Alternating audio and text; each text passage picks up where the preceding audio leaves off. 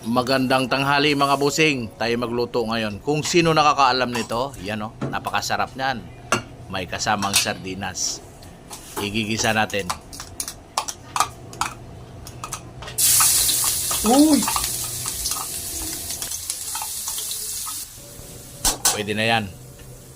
Ihalo na natin ang kamuti ngayon. Yun. Iniwa-hiwa ko ng square na maliliit yan para mabilis lumambot.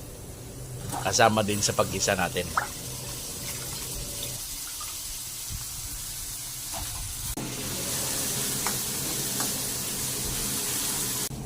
Siyempre, ihalo na din natin ang sardinas para mag-isa na siya.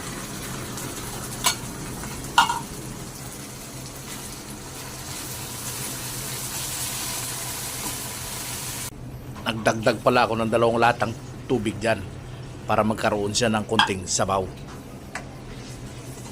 Ihalo na din natin yung pang main event natin. Yan o.